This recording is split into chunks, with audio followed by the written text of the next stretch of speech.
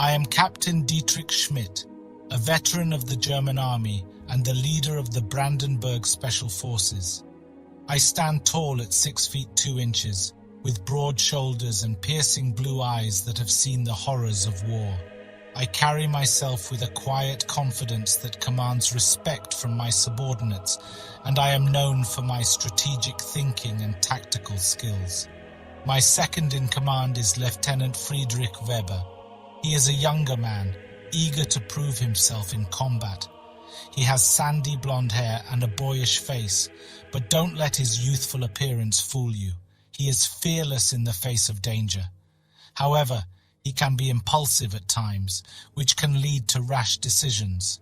Sergeant Klaus Bauer is our demolitions expert. He is a burly man with a thick beard and a bald head.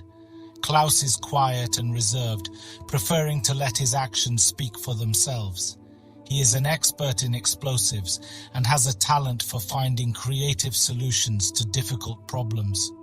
Corporal Anna Muller is our team's medic. She is a young woman in her early 20s with dark hair and a kind face. Anna is a skilled field medic and has a talent for calming her teammates during moments of stress. She is also fluent in several languages, which makes her a valuable asset during missions that require covert operations. Our final member is Private Hans Fischer. He is a wiry young man with a mischievous smile and a quick wit. Hans is the team's scout and is responsible for gathering intelligence on the enemy. He is a bit of a wild card and sometimes takes risks that make his teammates nervous, but he always manages to get the job done. Together we are a formidable team, capable of carrying out even the most dangerous missions with precision and skill.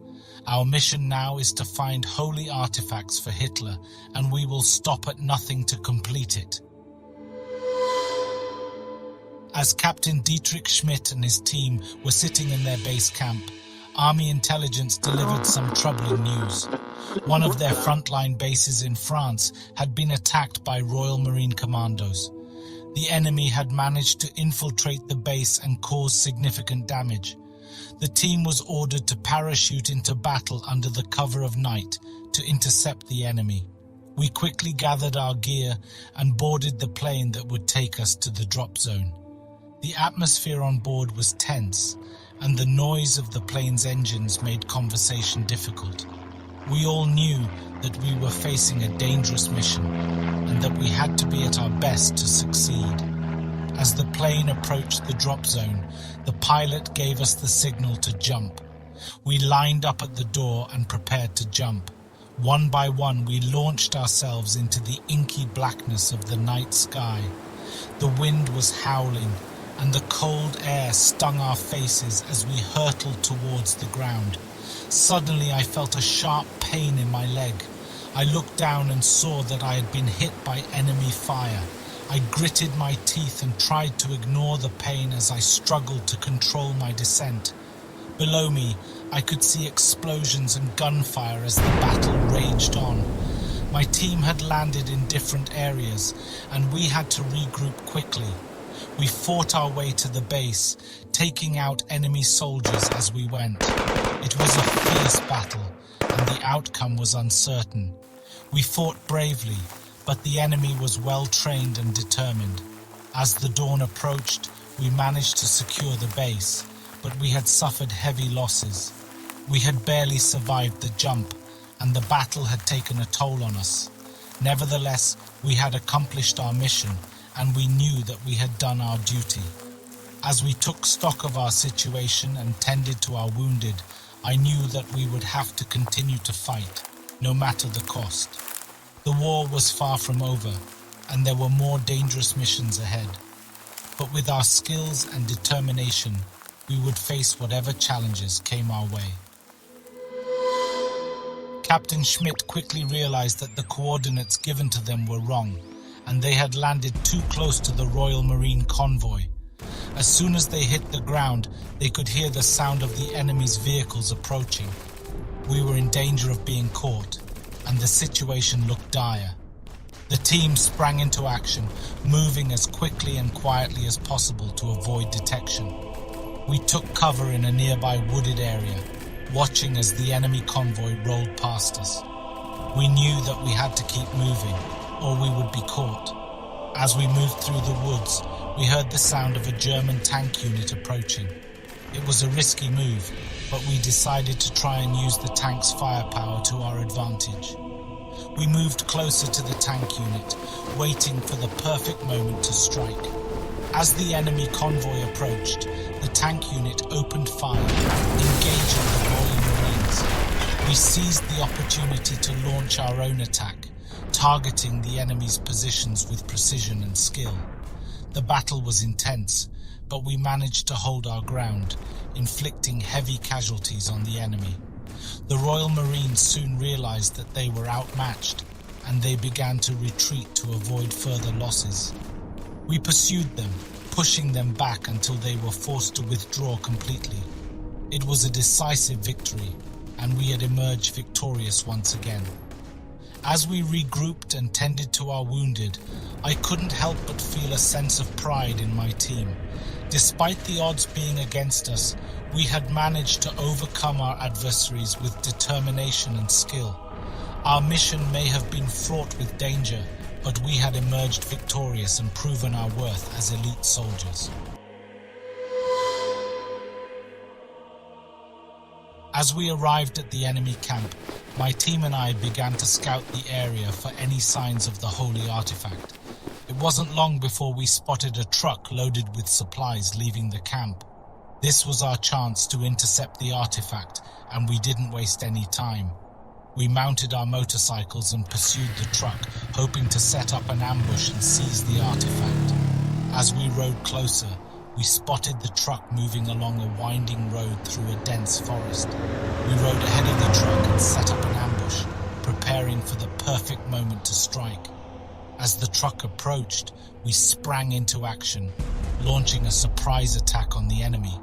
The battle was fierce, but we managed to overpower the enemy and seize the artifact.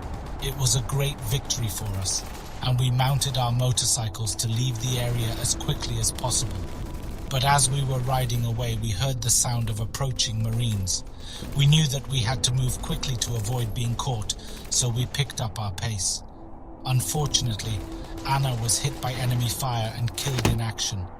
Hans was severely injured, and we knew that we had to get him medical attention as soon as possible. I managed to escape the area, but the loss of Anna weighed heavily on my heart. She was a valuable member of our team and a dear friend, and I knew that we would never forget her sacrifice. As for Hans, we managed to get him the medical attention he needed, but his injuries were severe and he would never be the same again. It was a bitter victory, and we knew that the war would only get tougher from here on out, but we were determined to continue fighting for our country and for the values that we held dear. We would honor Anna's sacrifice and press forward, no matter what challenges lay ahead.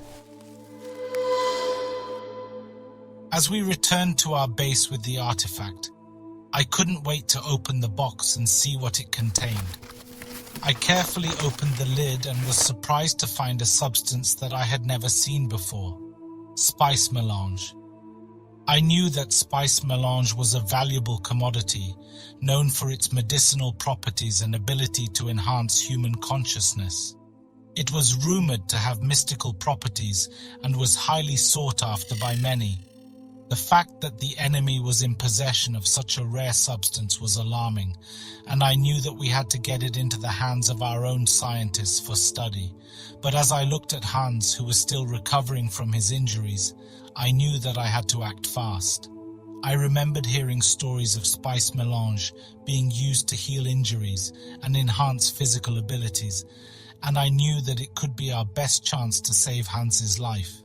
I carefully took a small amount of the spice melange and mixed it with some water. I gave it to Hans to drink, and within moments I could see a difference. His breathing became steadier, and his wounds began to heal before our very eyes. It was like nothing I had ever seen before, and I knew that we had stumbled upon something truly extraordinary. I decided to keep some of the spice melange for myself, knowing that it could be useful in future missions. But I also knew that we had to be careful with this substance. It was rare and valuable, and I didn't want it to fall into the wrong hands. As we continued our mission, I couldn't help but think about the power of spice melange and the potential it held for our country's future. But I also knew that with great power came great responsibility, and I would do everything in my power to ensure that this substance was used for the greater good. As we continued to use the spice melange, I started to notice some strange side effects. It was as if the substance was enhancing not only our physical abilities, but also our senses and perception of the world around us. I could see things more clearly, hear things that were barely audible, and even sense danger before it happened. But with these newfound abilities came a sense of paranoia. We couldn't shake the feeling that someone was watching us, monitoring our every move. We became increasingly suspicious that the SS had somehow found out about our mission and were onto us. Our suspicions were confirmed when we intercepted a message from the SS indicating that they were closing in on us. We knew that we had to act fast and get the spice melange out of our possession before it was too late. We gathered all of the remaining substance and made our way to a remote location where we could safely dispose of it. But as we were disposing of the spice melange, we were ambushed by a group of SS soldiers. We fought valiantly but were outnumbered and outgunned. In the chaos of the battle, I managed to grab the box containing the spice melange and make a run for it. I knew that if the SS got their hands on it, they would be able to synthesize more and use it for their own purposes. But as I ran, I couldn't help but feel a sense of guilt and regret. I had put my men in danger, and now we were all paying the price for it. The spice melange had brought us power, but it had also brought us destruction. I knew that we had to come up with a new plan, one that didn't involve stealing from the enemy or putting ourselves in harm's way. We had to find a way to defeat the SS without resorting to using their own weapons against them. As we regrouped and assessed our situation, I knew that our mission had taken a dangerous turn. We were no longer just soldiers in a war, but pawns in a dangerous game of power and politics. And I knew that we had to be careful, for the stakes were higher than ever before.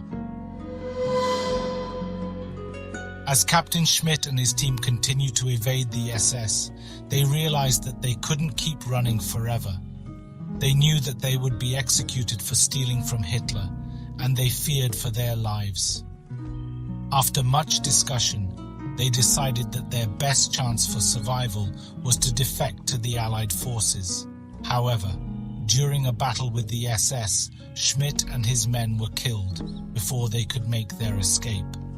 As Schmidt lay dying, he thought quickly and threw the bottle of spice melange into a nearby well, hoping to keep it out of the hands of the SS. Years later, after the war had ended, the people in the nearby village noticed something strange about the well. Anyone who drank from it was healed of any sickness they had. The legend of the healing well spread, and people from all over came to drink from it. No one knew how it happened, but some believed it was a miracle. Little did they know that the secret to the well's healing powers lay in the bottle of spice melange that Captain Schmidt had thrown into it so many years ago. The legacy of their adventure and their sacrifice lived on, a testament to the power of selflessness and the human spirit.